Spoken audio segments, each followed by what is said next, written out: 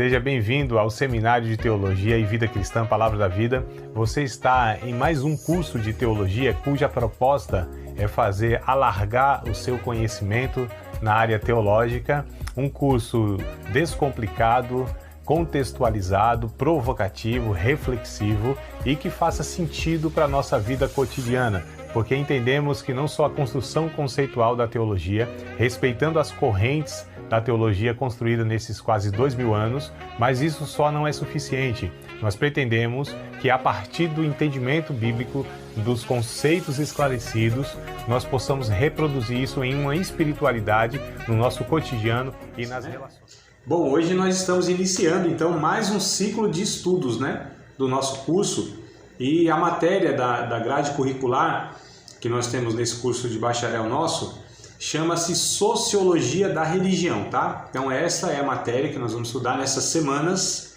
aproximadamente 8 semanas aí, em torno de 2 meses, tá? 8 semanas, está estimado para 8 semanas, De repente pode ser uma a menos, uma a mais, mas o que a gente estima é que em 8 semanas nós vamos estudar essa matéria chamada de Sociologia da Religião. Embora é Sociologia da Religião, mas nós vamos nos ater, a gente vai abordar apenas a religião protestante, que é o que mais nos interessa, que a gente faz parte, dessa religião, e alguns podem falar assim, não, André, aqui eu não sou religioso não, pertence à religião não. Opa, deixa eu ver o que está acontecendo. Não pertence à religião não, eu sou de Jesus e aquela coisa toda. Mas a gente vai fazer essa avaliação sociológica, ou seja, como nós somos vistos no âmbito da avaliação da análise sociológica.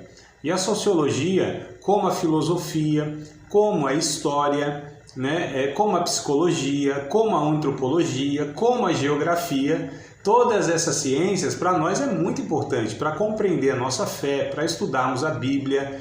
Enfim, amados, a gente não pode ser bitolado, limitado, achando que o nosso mundo, o nosso mundinho é a igreja, aquele contexto. Não, a própria Bíblia, ela se utiliza da história, ela é uma narrativa dentro da história, ela é abordada a partir, inclusive, os textos, eu digo, dentro de uma cultura. Então tudo isso faz parte, a gente precisa entender que Deus se relaciona conosco dentro da história, a partir do entendimento humano, ou seja, Deus ele foi trabalhando na mente humana, a gente vê isso desde lá do início de Gênesis, como as pessoas elas compreendiam Deus, e Deus foi se revelando aos poucos até chegar à revelação plena que foi através de Jesus Cristo, nosso Senhor e o nosso Salvador, e o Novo Testamento escrito, aí fechando o que a gente chama de Bíblia, de cânon sagrado, da revelação de Deus escrita,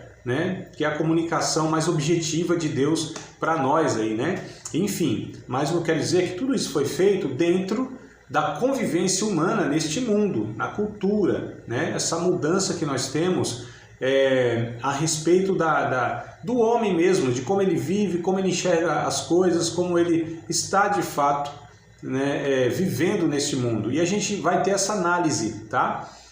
A gente vai, lógico, entrar em questões teológicas, em textos bíblicos, mas nós vamos utilizar das ferramentas da sociologia. Quais são? A observação da fenomenologia, algumas palavras assim meio, Fala, eita, o que é isso, André? Então, assim, a sociologia, ela é uma ciência que ela estuda as mudanças sociais, esse fenômeno das mudanças sociais, porque a sociedade ela vai mudando, Nós não vivemos hoje como vivíamos há 100 anos, há 200 anos, há 500 anos atrás. Nós não vivemos hoje da mesma forma.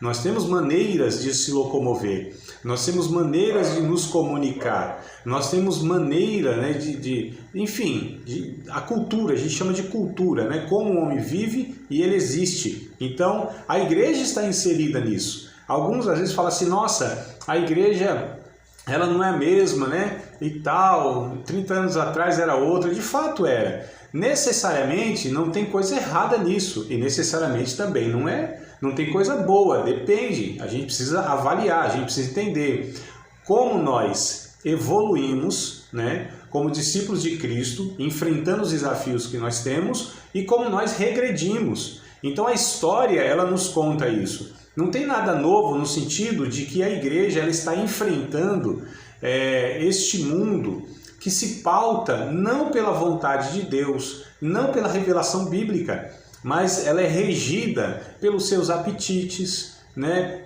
Pelas suas limitações humanas, pela soberba, pelo orgulho humano, né? Então, em tudo isso, amados, nós temos a história também que nos favorece hoje. Então, por exemplo, hoje nós, discípulos de Jesus, né? Cristãos, somos mais favorecidos do que os nossos irmãos, por exemplo, há 1000 anos atrás. Nós temos a Reforma Protestante, que foi uma ruptura, né, lá em 1517, com a Igreja Católica, porque só havia essa denominação no mundo, a Igreja Católica, era o monopólio da religião, era o monopólio da sociedade, né? Era a igreja que ditava as regras em tudo, na educação, na cultura, na arte, na própria religião, na política, em tudo, né? Era a igreja que tinha esse monopólio. Então houve a Reforma Protestante, que de fato foi uma ação de Deus para que a igreja verdadeira ela pudesse estar ali se sobressaindo, né? Que os discípulos de Cristo eles pudessem de fato estar tendo contato com a palavra de Deus, que foi por mais ou menos 1000 anos, aproximadamente 1100, né? Se a gente contar aproximadamente 1100, 1200 anos aí, que foi de fato assim misturado. Então a gente vai ver que o que nós temos hoje como igreja de formato, de entendimento, de comportamento, de vivência, na verdade é uma construção cultural e sociológica, né? E até mesmo teológica. Então assim, nós cultuamos hoje a Deus. Nós temos os nossos templos hoje, como tinham os nossos irmãos lá em Atos dos Apóstolos, lá no 1º século, no 2º século, no 3º século? Claro que não. Eles não viviam dessa forma que nós vivemos. Eles não tinham essa liturgia que nós temos hoje. Não tinham os instrumentos, não tinha essa proposta que nós temos de nos reunir num templo. Não, amados, isso é fruto, isso é resultado de toda essa construção, como eu falei, né? E como eu disse, a gente precisa avaliar o que é positivo e o que não é positivo, né? Então até 312, o ano 312, os cristãos não tinham templo, eles não tinham essa estrutura litúrgica, eles não tinham, na verdade, nenhuma estrutura de organização nesse sentido institucional. Eles se reuniam em casas, se reuniam, na verdade, não se reuniam publicamente, porque eles eram perseguidos, né? Foram mortos nesses 3 primeiros séculos, amados, aos montes, porque ser cristão no mundo, no Império, né, Romano, no mundo todo, era crime. Isso está, a lei, né, criminalizava o ser cristão e matava-se. Qual era a pena de ser cristão? Morte, tortura e morte. Olha só que coisa terrível que os discípulos de Cristo eles enfrentaram nos 3 primeiros séculos, amados, né?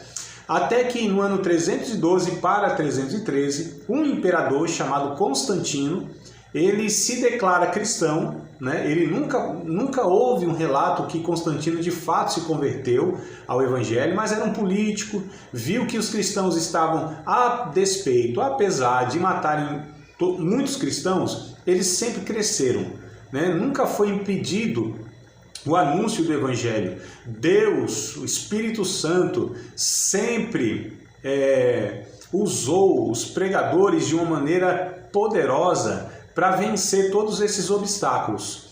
E aí foi se crescendo muito. O Império Romano estava se enfraquecendo de alguma maneira. Então, como Constantino era um político, né? Como todo político, vai manipular, vai jogar, né, para o lado que ele está interessado, e aí ele se declara cristão, ele cessa essa questão de ser crime ser cristão, e ele então torna a religião oficial do Império, o cristianismo.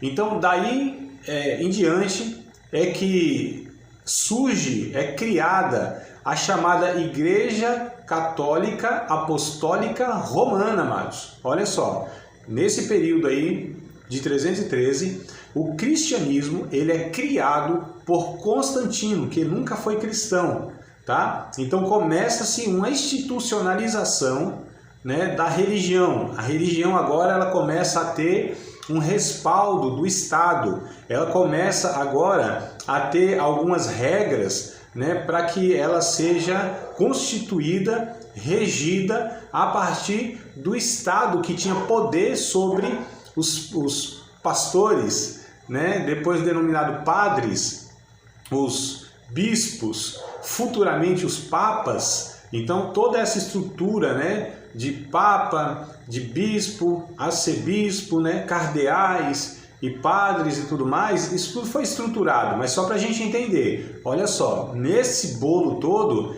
eram os discípulos de Cristo que estavam também aí, não é? Mas só para a gente entender como que isso foi afetando, como que isso foi se tornando parte da sociedade no mundo. Então, os países, porque os cristãos estavam espalhados por todo o Império Romano, por quase todos os países conhecidos e existentes na época, né? Então a gente precisa entender essa história, é o lastro histórico, tá? Então eu anotei aqui só para a gente ter aí mais uma...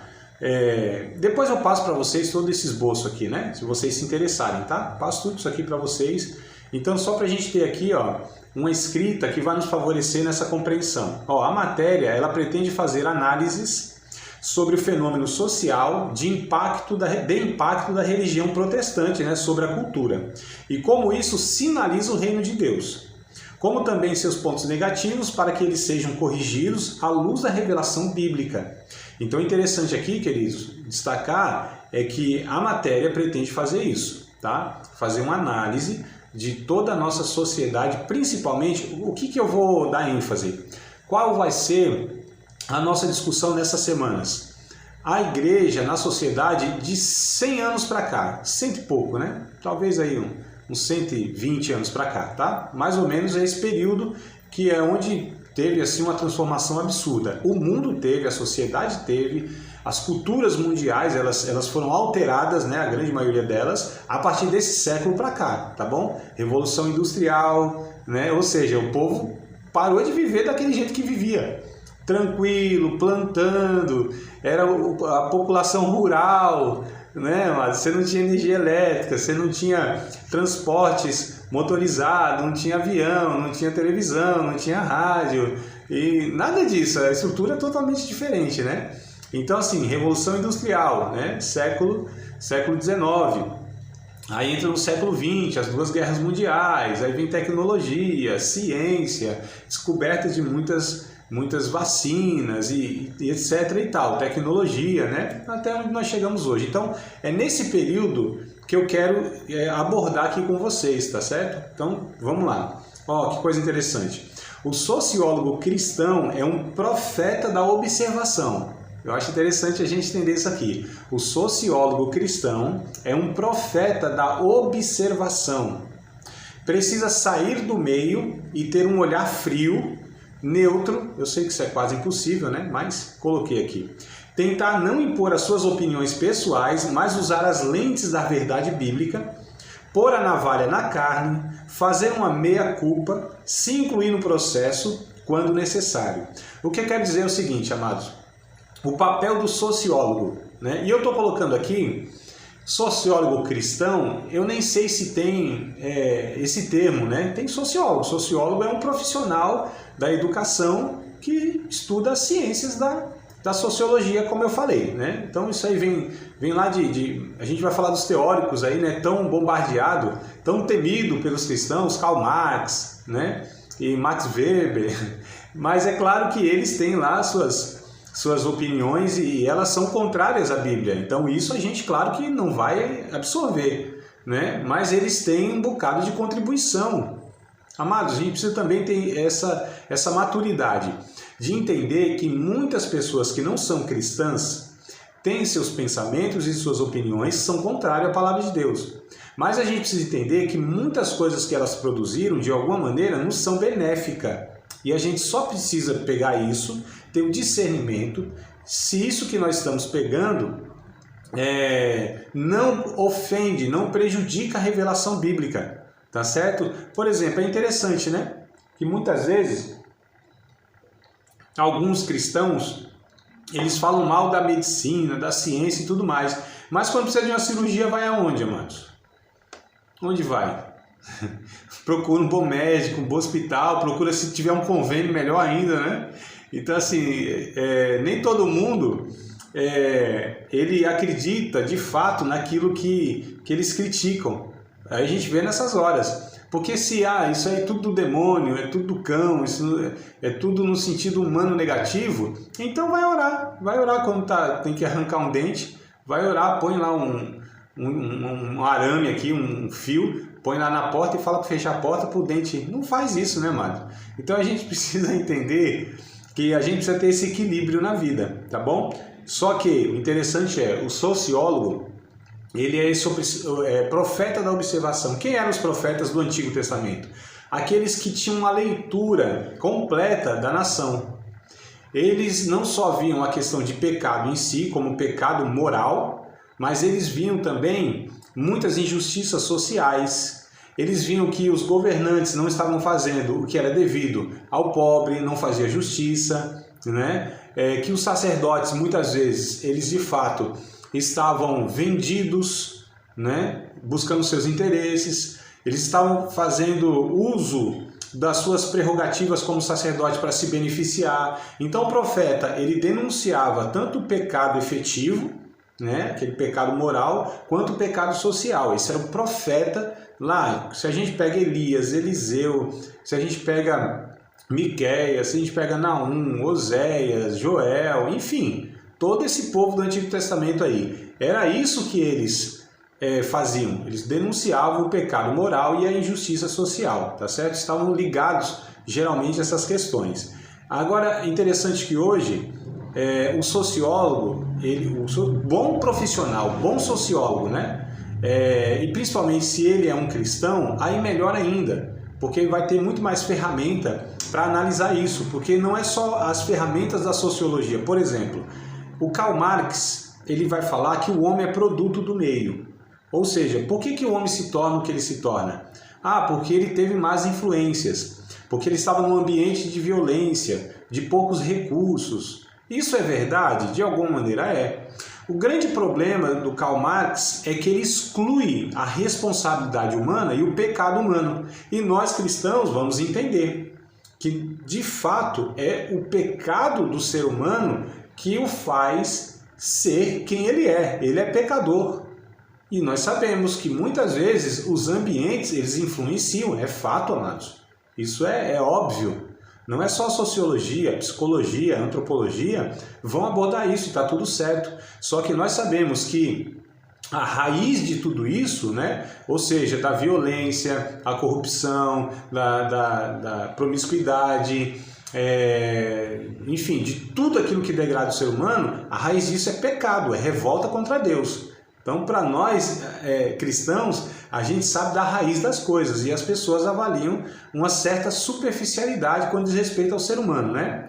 Mas nas estruturas que eles vivem, está tudo certo, no sentido da avaliação, as ferramentas que eles têm e a compreensão que eles têm. A gente não vai exigir de um Karl Marx que ele entenda o problema do pecado, que ele entenda a revelação bíblica. Ele não é cristão, ele não é nascido de novo, ele não tem o Espírito Santo, né? Ele não conhece, não se relaciona com Deus, então a gente não vai exigir que essas pessoas elas tenham essas opiniões, amados. Isso só tem quem de fato foi alcançado pela verdade bíblica, quem foi liberto no seu entendimento, não é? Agora nós que somos povo de Deus, nós precisamos de fato entender que o problema último do ser humano é o pecado, é a revolta contra Deus. Mas o que nós estamos avaliando aqui é como essa igreja, esse povo santo, esse povo adquirido por Deus para anunciar as virtudes daquele que nos chamou das trevas para a sua maravilhosa luz, nós como representantes do reino de Deus, nós como representantes de Jesus Cristo, nós como portadores do evangelho da verdade, como nós estamos vivendo nessa sociedade. Como esse povo que tem crescido, a gente vai ver daqui a pouco os dados, os números, né? Como nós temos influenciado, como nós temos afetado a história, mudado de fato, né? Se nós somos o sal da terra, se nós somos a luz do mundo, como Jesus disse lá em Mateus capítulo número 5, verso 13 ao 16, que nós deveríamos ser, se somos isso, por que então não estamos afetando? Né? Então deve ter alguma coisa de errado. Então são esses questionamentos que a gente vai fazer, tá certo, queridos? É nessa linha que a gente vai. E talvez nessas 2 primeiras aulas a gente vai ter muitas essas questões técnicas, de números, de estatística, de informação. Calma, eu sei que os alunos de teologia querem Bíblia, né? Quer saber dos anjos, do céu, dos dons espirituais e tal. É isso que a gente quer, é isso que move o nosso coração, é isso que faz a gente sentir a presença de Deus e dar glória a Deus e tal. Mas a gente precisa entender que no curso que nós estamos estudando, a proposta é que a gente se aprofunde, que a gente alargue, é que a gente tenha um horizonte maior do que a nossa vivência dentro de igreja, amado. Né? Deus nos chamou para o mundo, no sentido não para abraçar o seu sistema, mas para vivermos deste mundo e a partir de vivermos aqui, sinalizarmos, como eu disse, o reino de Deus. Então, é por aqui que a gente vai, tá certo? Ó, eu coloquei aqui o seguinte: as esferas sociais precisam entender seus papéis para não se imiscuir, né? Essa palavra aqui é de propósito, para a gente não se intrometer naquela que não diz respeito. Ou seja, eu coloquei 2 esferas sociais aqui, que elas são as principais, delas derivam, né, todas as outras. A política e a religião são 2 esferas, ou seja, 2 meios, né, que eles não se relacionam no sentido que um não entra no outro. São 2 competências diferentes, é isso que eu quero dizer, esfera como competência. Ou seja, a religião não tem o papel de entrar na política e fazer política. Nós, amados, como igreja de Jesus, o nosso propósito não é eleger um presidente, o nosso propósito não é mudar leis, o nosso propósito não é, de alguma maneira, tomar o poder da nação. Isso não é o nosso propósito como igreja de Jesus. Se isso está sendo feito, é outra história. E a história mostra que isso já foi feito muitas vezes. Algumas tiveram êxito, né, no sentido do poder, e outras não. Só que a história mostra que nunca deu certo. Lembra do Constantino que eu falei? Não deu certo, amados. Então, quando o Estado quis reger a religião, não deu certo. Se envolveu com o poder, e a religião se envolveu com o poder, melhor dizendo, ela se corrompeu, né? Então, assim, como igreja de Jesus, nós temos um papel. O nosso papel é anunciar o Evangelho. Isso se desdobra em muitas áreas da sociedade, porque eu, como cristão, eu sou também um cidadão. Então, é uma coisa que a gente também, muitas vezes, não sabe lidar e não sabe conversar, né? Nós somos um cidadão. Sou discípulo de Cristo, meu destino é o céu, os valores e as virtudes que eu trago na minha vida são celestiais, vêm de Deus, da palavra de Deus, não é o humanismo, não é o racionalismo, não é a cultura em si que pauta os meus valores. Nós cristãos somos pautados pelos valores, pelos princípios de Deus. Só que nós ainda vivemos nessa terra. Jesus, ele ensinou isso quando chegaram para ele e disseram: Senhor, mostraram para ele uma moeda do império, dinheiro, né? Ó, dinheiro, lá do império, e tinha uma imagem, que era a imagem do César, do imperador. Tinha lá, na moeda tinha a cara do cidadão. Disseram: Senhor, é permitido, é lícito a gente pagar o imposto a César? Aí Jesus disse: olha, vocês devem dar a César o que é de César e vocês devem dar a Deus o que é de Deus. Quando Jesus fala isso, ele estava não reprovando o Estado no seu governo em si, os impostos e tudo mais, né? E Jesus estava mostrando ali: olha, vocês de fato são um povo de Deus, só que vocês vivem ainda aqui de alguma maneira regido por algumas regras humanas. Agora, o que Jesus vem ensinando, né, os discípulos lá em Atos compreenderam muito bem isso e responderam às autoridades quando as autoridades disseram assim: ó, não preguem mais o nome de Jesus. Aí Pedro disse: olha, calma aí, vocês julguem, porque nós não vamos obedecer mais a vocês do que a Deus. Então há essa tensão e esse conflito. Nós somos discípulos de Cristo, vivemos aqui, tem leis e regras que nós nos submetemos. Quando elas ofendem a nossa fé, aí a gente tem a santa revolta, né? Aí a gente não vai desobedecer a Deus, porque o nosso Senhor, o nosso Deus é quem rege a nossa vida. Custe o que nos custar, nós não vamos jamais pecar contra Deus para satisfazer uma sociedade, uma cultura ou um governo. Então essa tensão. Paulo lá em Romanos capítulo 13 vai dizendo, olha, as autoridades elas foram constituídas por Deus, né? A autoridade pune, não pune em vão, quando a pessoa faz o mal. Mas a gente sabe que também, Paulo estava lidando numa questão mais geral, mas a gente sabe que há os desvios, as corrupções. Então percebe, amados, como a gente tem essa tensão, não tem jeito. A gente não chegou no céu ainda, né? Então a gente sofre demais como discípulo de Cristo vivendo neste mundo. Só que a gente precisa ter o olhar criterioso para entender que também nós como cidadãos, como homens, muitas vezes nós somos aqueles que prejudicam de alguma maneira a sociedade, né? A gente não pode confundir, meus queridos, jamais, a instituição religiosa, que são as denominações cristãs protestantes, como se elas fossem absolutamente representantes de Deus.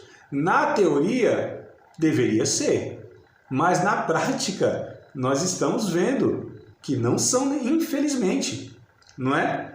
Então, algumas começaram com uma característica de povo de Deus.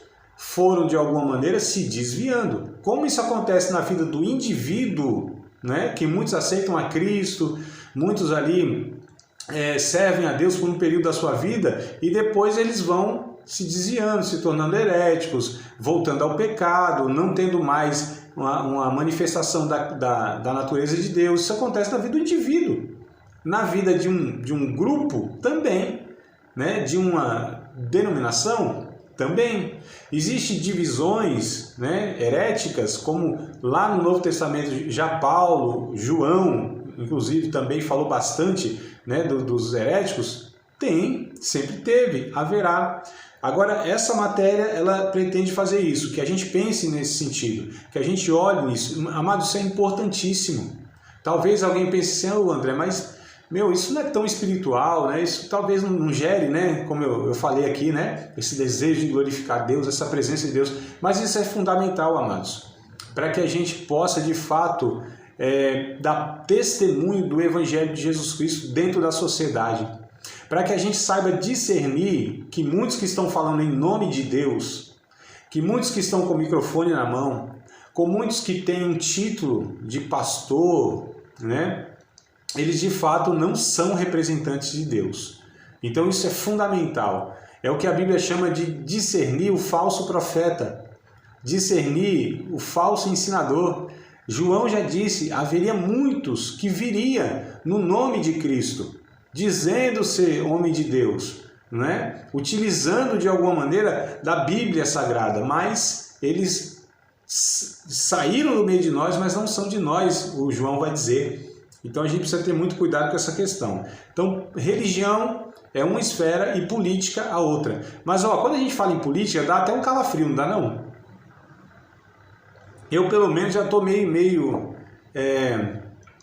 saturado, quase sem ânimo para falar de política. Porque quando a gente fala de política, no nosso país, ou é direita ou é esquerda. Eu não vou falar aqui o nome dos candidatos aí, né? Que eu não quero fazer propaganda nem para um nem para outro.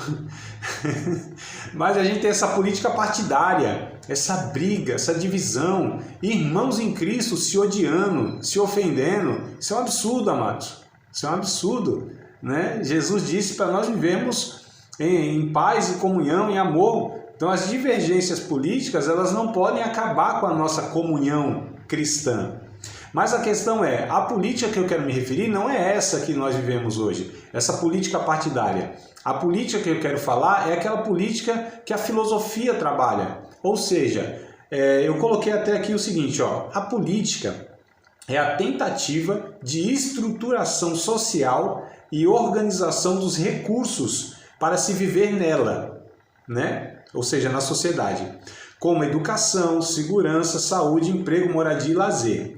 Então a política lá atrás, da Grécia, né, lá também de Roma, mas a Grécia, os gregos que começam a estruturar essa ideia do político, né, da polis. A palavra polis é cidade, tá certo? Que vem outra palavra, né, que é de origem latina ou romana, latina é o romano, que é civitatem, que é o cidadão. Então nós temos a cidade, que é a polis, e nós temos o civitatem, que é o cidadão, que vive na polis, o que vive na cidade. Ou seja, se nós vivemos nessa organização social, então nós temos que nos organizar minimamente para que haja recursos para todos, né? Não tem jeito, amados, é isso que a gente deve fazer enquanto aqui estivermos neste mundo. E isso não tem nada de errado, como eu disse. E quando pessoas que entendem isso, né, e principalmente os cristãos que deveriam assumir algumas lideranças políticas, eles deveriam pensar no bem comum, né? Então, assim, quando um político ele quer, por força da lei, fazer com que todo mundo viva segundo a sua crença e a sua fé, esse é o grande problema que a gente tem na nossa política, né? Quando cristãos eles não entendem o seu papel como homens e mulheres de Deus, mas para trazer benefício social, como isso aqui que a gente falou, ó, educação, segurança, saúde, emprego, moradia e lazer. A religião, ela é de foro íntimo. O que a gente precisa garantir, eu acredito, né, que todos os políticos, é a liberdade religiosa. Isso é uma bênção de Deus, amados. E nós cristãos somos aqueles que mais são a favor que as leis permitam que haja múltiplas expressões de religião, né? Porque nós sabemos o que é ser perseguido. Nós sabemos o que é ser morto e torturado por professar a nossa fé. E a gente não quer, por força de lei, que nenhuma outra expressão religiosa também sofra isso. Porque o Evangelho, ele não é por imposição. O Evangelho, ele é exposto, é por exposição. É pregar a verdade, deixar que o Espírito de Deus convença o homem do pecado, da justiça e do juízo. Então nós acreditamos no poder libertador da palavra de Deus quando ela é pregada, porque é o próprio Deus que convence o homem. Não é, queridos? É isso que a gente precisa entender. Bom, então política, né? Basicamente é isso. E religião? Religião é um sistema de crenças e rituais comuns, olha só, e compartilhadas, né? Que proporcionam um senso de significados e propósitos finais, criando uma visão a respeito do sobrenatural e sagrado. Então a gente vê aqui que a religião, né, eu estou falando uma questão geral, tá? Primeiro vamos no geral, depois a gente vai, como eu falei, para aquilo que nos interessa, que é a nossa fé cristã, né? Então, queridos, aqui na continuidade, né, nosso conteúdo, dessa aula introdutória, tá? Então, assim, os irmãos estão participando, inclusive, da primeira vez aí, calma que a primeira aula sempre é assim, né? Um apanhado geral, e depois a gente vai voltando nos pontos e aprofundando, né? E a gente vai construindo, na verdade, a ideia aqui, o tema, né? Então, e é uma matéria bem diferente, como eu falei que a gente está acostumado, né? Então, a última foi Fundamentos da Teologia, falando da fé cristã, as virtudes, a Bíblia, a graça, o pecado, a salvação, puramente teológica, e a gente já vai nessa matéria que ela parece ser, né, algo não teológico, mas a gente vai ver no fundo que tem tudo a ver com a nossa fé, tem tudo a ver com os ensinos bíblicos, tá bom? E como ela é fundamental, como eu disse, para a gente estar se mantendo de fato aí, assim, no trilho da história, sem perder o horizonte, né? Sem perder o nosso objetivo, amados, que é a eternidade. Então, assim, a gente não está aqui para ganhar esse mundo, não. A gente não está aqui para viver e a nossa vida final não é aqui. A gente está no trilho da história, mas vendo lá a estação final, né? Falando já em... Não tem nada a ver, mas eu vou aproveitar aqui. Eu esqueci que, na verdade, no começo da aula, que eu geralmente faço isso, né? Mas estou aqui interrompendo no meio da aula para indicar o livro para vocês, tá? Não, acho que eu vou deixar para a próxima aula, né? Que no comecinho eu faço isso, senão a gente bagunça tudo aqui, né? Então vamos lá, só uma falha minha aqui. Mas, queridos, deixa eu falar para vocês aqui agora sobre três teóricos, tá? Três teóricos que eles são, de fato, sociólogos, né? E eles falaram da religião. Então, como eu falei, Não é que esses homens não temiam a Deus, eles falaram um monte de coisa que de fato é contra a nossa fé, que eles não são importantes a serem compreendidos no sentido de, o que eles falaram? Porque a gente sempre ouve frases soltas, né? Ah, fulano disse isso, ciclano disse isso, mas eles falam de um contexto. Mas é bom saber o que eles falaram, o que eles pensam, até mesmo para que a gente compreenda o que faz sentido e o que não faz. Como eu disse, um monte de coisa não faz sentido, eles não são cristãos, né? Então, o que a gente entende de uma forma muito mais ampla, como eu falei, com a origem do pecado, eles vão fazer avaliações humanas, limitadas. Mas é interessante a gente entender quem são eles, ou quem foram, né? Quem foram esses homens e o que eles ensinaram. Claro que eu não vou propor para que vocês estudem, para que vocês leiam, para que a gente saiba todo o pensamento de cada um. Não, senão seria necessário uma faculdade, como eu fiz, né? Então eu fiz a faculdade e eu sei do pensamento deles no geral, de detalhes e vários outros também. Mas eu vou citar três, que são os três principais, tá? Karl Marx, né? Max Weber e Émile Durkheim. Depois eu escrevo aí para vocês até se quiserem pesquisar, tá? Mas são os três sociólogos, né? Os três principais sociólogos e aqueles que de fato fundamentaram tudo que a sociologia hoje ela pensa, né? Não é que só tem eles, tem um monte de outros aí também, mas esses três. Quem inicia, quem cria a sociologia como ciência é o Karl Marx. Né? Karl Marx é ele que cria. Se a gente está falando de uns 2 séculos atrás aí, então é uma coisa recente, né? Então vem Karl Marx, Max Weber com W, depois eu vou escrever direitinho, e Émile Durkheim, tá? Então são os três sociólogos. O que cada um pensa? Um resumo do resumo que eu fiz aqui só para a gente entender. Vamos lá de trás para frente. O Émile Durkheim, ele entende a religião como aspecto da cultura que assegura a coesão social. Olha só, cria no indivíduo o sentimento ou senso, né, de pertencimento. Então, para esse sociólogo, Émile Durkheim, a religião ela tem esse lado positivo. Então, olha só, não é as coisas negativas apenas, né? Esse lado positivo que assegura a coesão social, que o indivíduo ele se sinta pertencente a um grupo. Né? Então ele avalia a religião nesse ponto positivo aí, tá certo? E isso de fato é benéfico. Não é? O ser humano precisa de uma identidade, ele precisa viver dentro de um grupo, o ser humano não é uma ilha. E olha só como a gente vai entendendo aqui, como é prejudicial esse pensamento que nós temos hoje. Isso é recente, amado, isso aí é mais ou menos de 13, 14 anos para cá que isso está acontecendo. Um pouquinho mais, talvez, 15, 16 anos, né? Mas isso foi identificado de 12, 13 anos para cá de uma maneira mais explícita, porque isso foi crescendo. Antes você tinha lá pouquinhas pessoas, então não era tão evidente assim na sociedade, a ponto de os sociólogos enxergarem ou dar atenção, né? Porque às vezes tem essa questão, né? Às vezes sabe que existe aquilo, mas não vê aquilo como uma expressão. Mas depois isso vai crescendo, aí eles, opa, calma aí, tá surgindo aqui algo na sociedade, um grupo que está se formando assim, assado, né? Então, como eu disse, o sociólogo é um profeta da observação. Ele observa o que está acontecendo na sociedade, as mudanças sociais, né? As estruturas, elas vão sendo modificadas, tirando colunas, colocando outras. Então, é esse cara que tem esse olhar amplo. E olha só, mas nós, como povo de Deus, é que nós deveríamos ter esse olhar. Deveríamos ser essas pessoas que enxergam, discernem. Né? Nosso discernimento deve ser amplo, não é só discernimento se é o cão ali que está na vida do outro ou se é o Espírito Santo ali, não é só desse discernimento espiritual, nós deveríamos ter o discernimento de mundo, fazer essa leitura ampla. Amados, nós temos as lentes de Deus, que é a Bíblia, né? Então a Bíblia para nós é a luneta, é o telescópio, né? Tem até o nome lá, esqueci o nome do Hubble, então é muito mais potente do que o Hubble. A Bíblia, né? Porque ela nos mostra a partir da eternidade a gente vê a Terra, a gente vê o futuro, queridos.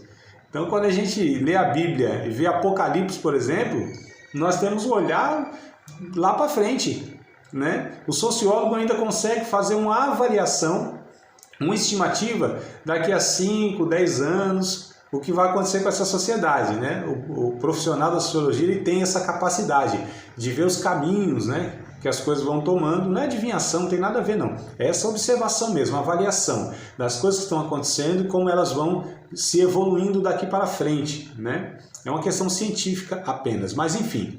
Então, esse fenômeno que nós estamos vendo de 13 anos para cá, aproximadamente, 13, 15 talvez, são chamados desigrejados.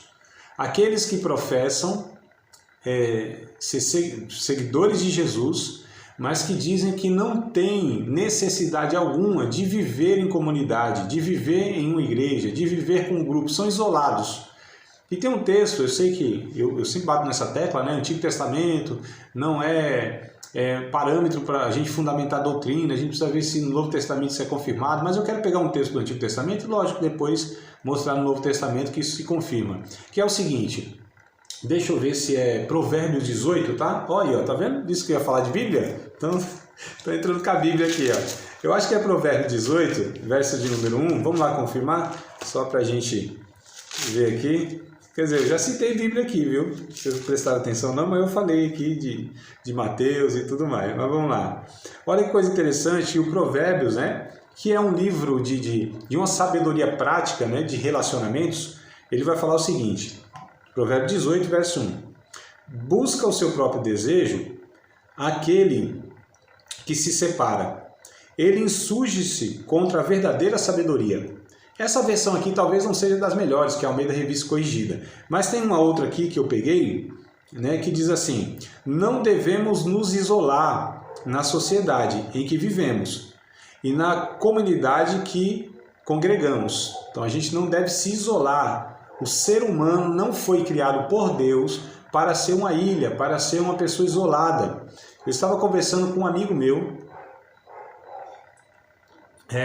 há não muito tempo não, tá? E olha só, eu tenho amigo de tudo quanto é jeito, são irmãos em Cristo, eu considero como irmãos em Cristo, embora eles pensem diferente, amados. Eu não tenho problema em conviver com pessoas divergentes, que pensam o contrário de mim, né? Eu não sou absoluto, e mesmo assim eu preciso ter contato com eles para que eu possa de alguma maneira contribuir para mudar algum pensamento que eu entendo que eles não estão corretos, né?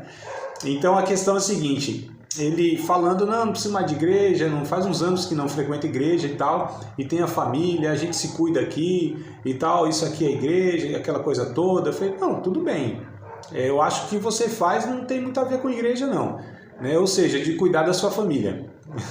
Você é um cristão e está cuidando aqui dos filhos, dos netos, da esposa, isso não é a prática da igreja, isso é uma prática de como que eu falei? Acho que é uma sobrevivência, instinto de sobrevivência, cuidar da sua prole, cuidar da sua família. É o mínimo que se faz, né, amado? Não é o máximo. E isso é puro egoísmo. Porque se eu cuido somente dos meus, amados, e cadê os outros? E cadê os meus irmãos em Cristo? E o que eu tenho aqui que é suficiente até sobra para mim, como que eu não divido com eles? Eu estou falando só de comida, de dinheiro, dessas coisas não, estou falando do tempo, estou falando dos dons, eu estou falando da companhia, da amizade, né? Dessa comunidade de fé, da solidariedade que a gente presta aos irmãos nos momentos difíceis. Então igreja, comunidade é para isso, é uma grande família. A igreja no Novo Testamento, a característica é essa, eles tinham tudo em comum.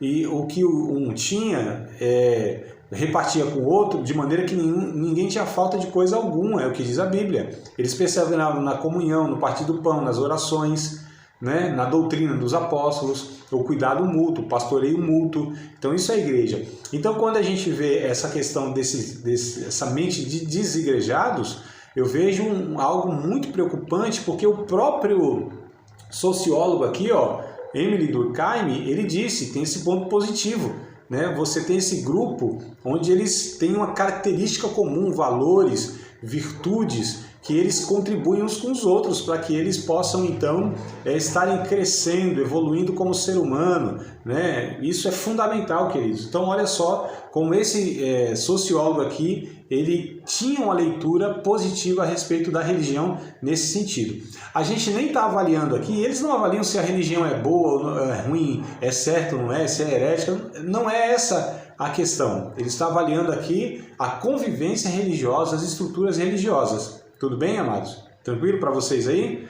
Tá muito teórico? Tá muito acadêmico? Não. Bora seguir? Tá tudo, ninguém deu glória a Deus e aleluia. Tá vendo como eu disse que o negócio aqui não... Às vezes não...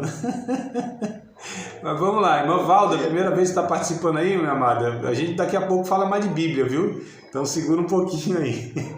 Amados, o Karl Marx, tá? Esse já é um crítico, né? Já mais ácido, já um cara assim que é mais militante mesmo. Ele é totalmente negativo com a religião. Em certo sentido, ele tem razão aqui. Calma aí, que eu não é que eu concordo com os ensinos de Karl Marx, não. Mas olha como na avaliação da época que ele fez, ele tinha sentido e hoje para mim também cabe quando a gente avalia algumas coisas, tá? Então o Karl Marx disse assim, ó, a religião é o ópio do povo, né? Ou seja, algo muito negativo que promove no indivíduo um estado de alienação. O ópio, amados, era uma droga que havia naquela época muito usada na China, né, e em alguns outros lugares. Então, droga aliena a pessoa, anestesia a pessoa, tira a pessoa da realidade. Então, o Karl Marx usa essa figura de linguagem para falar que a religião ela aliena a pessoa da realidade. Ela torna essa pessoa uma pessoa omissa concernente às responsabilidades, né, da sua vida comum, do cotidiano, e entorpece mesmo. Essa pessoa fica numa vida assim, fica em Nárnia. Se tivesse esse filme, eu acho que ele ia usar isso, né? Fica em Nárnia, né? Naquele mundo ilusório, naquela questão sem realidade mesmo. Amados, veja se não é verdade. Quantas das igrejas evangélicas e cristãs, elas alienam o povo, né? Ensinam que o cristão ele não tem papel nenhum nessa vida, que ele não tem responsabilidade nenhuma. É por isso que não ensina ética, é por isso que nós muitas vezes temos cristãos que eles têm uma vida totalmente sem testemunho, torta, fora da igreja. Então dentro daquele espacinho igreja, né, um religiosozinho e tal, mas dentro de casa muitas vezes não dá bom testemunho para os filhos e no casamento, para os vizinhos, para os parentes. Onde trabalha então nem se fala. Parece que não tem diferença nenhuma, né, em ser cristão naquele meio lá, porque muitas vezes a igreja aliena a pessoa, né? Tem cristãos que têm dificuldade de se relacionar com pessoas que não são da mesma fé. Tem irmãos nossos de outras denominações que muitas vezes, olha, aqui a gente tem várias denominações aqui, né? Nosso curso ele tem irmãos aí de diversas denominações diferentes. Mas olha só que coisa horrível, como muitas vezes a religião, eu não estou falando de evangelho, evangelho é uma coisa, religião é outra coisa, né? Evangelho é uma coisa, igreja evangélica é outra coisa. Então, nem sempre a igreja evangélica, ela vive, ela ensina, né? E ela tem comportamento do evangelho. Então a gente precisa ter essa maturidade, amados. Essa maturidade. Quando eu disse que o sociólogo, ele tem que pôr a navalha da carne, ele tem que fazer uma autocrítica, nós somos cristãos, nós devemos ter a mesma postura. Amados, como é difícil nós falarmos dos nossos próprios pecados. Como é difícil nós chamarmos pastores e cristãos para falar, olha queridos, nós estamos errando, pecando, a gente está dando mau testemunho, a gente não está refletindo Jesus. Meu Deus, que soberba, que orgulho, que muralha que a gente levanta no nosso coração e na nossa mente, que a gente não aceita crítica, que a gente não aceita que seja... eu não estou falando de uma maneira desrespeitosa não, ofensiva, confronto, não estou falando isso, eu estou falando aquilo que Paulo ensinou para nós, exortarmos uns aos outros, né? Para que a gente possa de fato sempre estar um ao outro advertindo, admoestando, mostrando que olha, o caminho que está indo é perigoso, exorte o irmão, né? Repreenda o irmão. Que dificuldade que os líderes evangélicos têm, os pregadores, os professores muitas vezes de teologia têm de serem questionados. Queridos, nós não podemos ter problema com questionamento, não tem problema nenhum. Nós precisamos entender, nós estamos sendo transformados, mudados, nós pecamos, nós erramos, nós vacilamos muitas vezes. O apóstolo Pedro foi repreendido na cara, na frente de todo mundo, pelo apóstolo Paulo, dizendo: Pedro, você está sendo falso, sendo dissimulado, porque o que você está fazendo aqui, ó, é o que você não faz lá nos bastidores. Você vive como um gentio e quer fazer com que os gentios vivam como judeu. Que hipocrisia é essa, Pedro? Se Jesus já te ensinou que não é assim, se Deus já abriu a tua mente através da visão, falou para você que está tudo purificado agora. Então, amados, olha só, os apóstolos aqui, ó, né? Eles entrando nesse processo de se exortarem. Isso, na verdade, é uma proteção para a eternidade, queridos. Então eu vejo hoje que dificuldade que nós temos para ensinar o Evangelho, principalmente a líderes. Para pegarmos um microfone na mão, né, em um púlpito, ou até mesmo numa conversa, num grupo de WhatsApp, ou numa conversa pessoal, e de estarmos tendo essa conversa madura. Porque os meninos, eles não suportam serem repreendidos, né? Principalmente líderes, são meninos. Agora, os homens de verdade, os homens de Deus, as mulheres de Deus, eles, de fato, ferem o ego, mas nós não vivemos pautado pelo nosso ego. Nós nos subjugamos à palavra de Deus.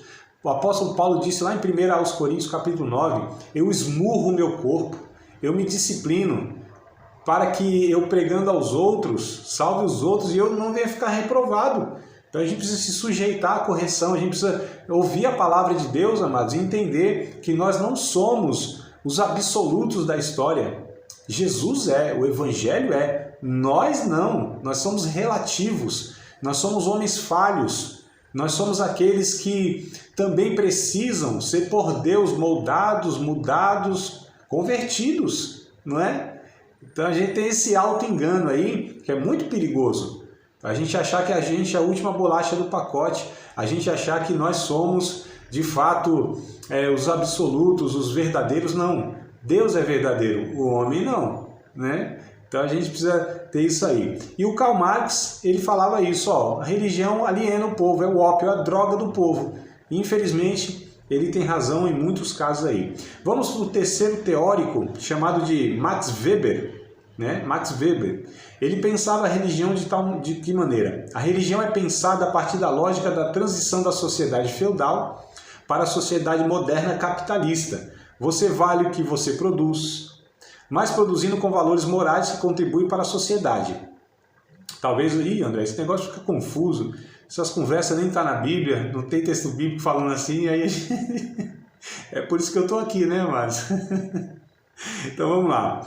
Max Weber, ele pensava a religião da seguinte forma, a partir da lógica da transição da sociedade feudal, né? Você tinha lá, lembra que eu falei, antes da Revolução, da Revolução Industrial, né? Ou seja, o povo vivia, né, plantando, era gado, né, fazenda, meio rural. Então, ó, essa sociedade feudal, você tinha lá o senhor de engenho, você tinha lá o fazendeiro, você tinha o senhor de terras lá. E aí o que acontecia? Nesse tempo aí, houve essa transição, onde veio a Revolução Industrial, ou seja, o capitalismo, né? O capitalismo se pauta pelo capital, pelo bem adquirido. E aí que Karl Marx lá, ele batia forte nessa questão, né, da burguesia, proletariado, enfim, mas não vou entrar nessa questão, que isso aqui é ensino médio, isso aqui é uma questão mais de sociólogo na teoria, né?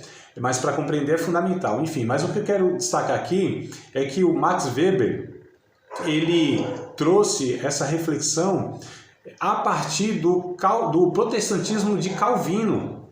Porque o que o Calvino, né? Não hoje a gente vê um monte de... Os calvinistas hoje só querem saber de predestinação, é a única conversa. Isso é uma pobreza enorme a respeito da obra de Calvino, né? Só se o homem é predestinado, se o homem nasce salvo, se nasce perdido. Isso aí para mim é uma limitação tão grande. Calvino, ele falou de tantas coisas boas, deixa eu pegar aqui, ó. Tem 3 livros aqui, depois eu vou indicar isso de novo, ó, sobre Calvino. Calvino e o comércio. Tá vendo? Ó, o que Calvino ensinou um comércio. Tem até aqui, ó, bem interessante, né, que é um código de barra. Calvino para hoje. Ele fala aqui também sobre a ética e o impacto nos dias de hoje. Ó, Calvino em praça pública. São 3 livros excelentes, amados, para entender o que Calvino ensina a partir do Evangelho sobre o que o Evangelho, como ele transforma a sociedade, o que o Evangelho traz de contribuição ética, de ensino para os cristãos profissionais, como eles devem exercer a sua profissão, glorificando a Deus. Pode ser um faxineiro, pode ser um engenheiro, pode ser um advogado, pode ser um gari, pode ser como fala aquilo lá, porteiro, né? Pode ser quem for, amados. Se são cristãos, eles devem exercer a sua profissão glorificando a Deus. Um senso de responsabilidade não é só ganhar o dinheiro para levar o pão para casa, não. A pessoa, de alguma maneira, está refletindo o reino de Deus lá. Então, Calvino ensina tudo isso. E aí o Max Weber, ele trouxe essa questão, né, da religião pensada nessa responsabilidade do que as virtudes, os valores religiosos.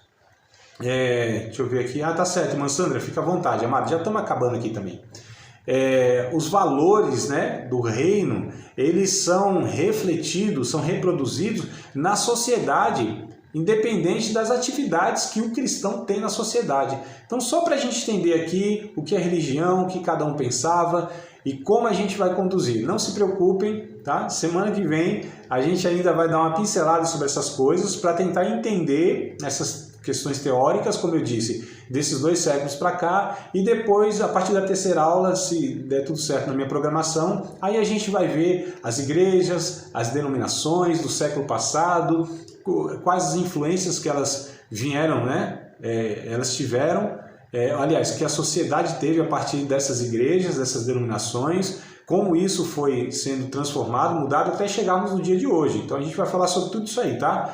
Primeira denominação cristã no Brasil, quais as influências dela, no século passado, pentecostalismo, neopentecostalismo, essas igrejas que nós temos a partir lá da década de 1950, 60, né, 70, 80, 90, ano 2000, 2010, 2020, então a gente vai analisar tudo isso aí, tá certo, querido? Participar de mais uma aula de um dos nossos cursos do Seminário de Teologia, Vida Cristã, Palavra da Vida. Espero que tenha te abençoado, não só alargado o seu conhecimento teológico, mas que tenha também atingido o teu coração para que você possa, a cada dia mais, reproduzir a vida de Deus nas suas relações cotidianas. Se você ainda não é aluno oficial de um dos nossos cursos, se inscreva aqui no contato que vai aparecer do WhatsApp. Também nos siga nas redes sociais, se inscreva no nosso canal, compartilhe à vontade.